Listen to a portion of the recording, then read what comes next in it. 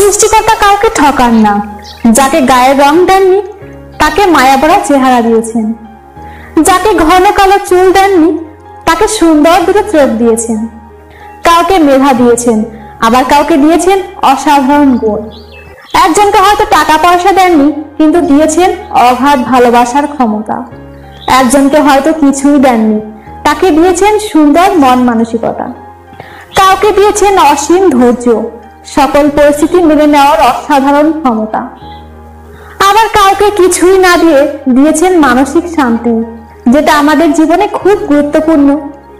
সৃষ্টিকর্তা কাউকে ঠকান না, একদিক দিয়ে না একদিক দিয়ে ঠিক পরিপূর্ণ করে দেন।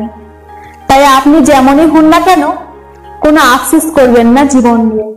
রবের প্রতি সব অবস্থায় শুকরিয়া করে বলুন আলহামদুলিল্লাহ। আপনার যা আছে অনেকের তা নেই, তাই কখনো আফসোস করবেন না।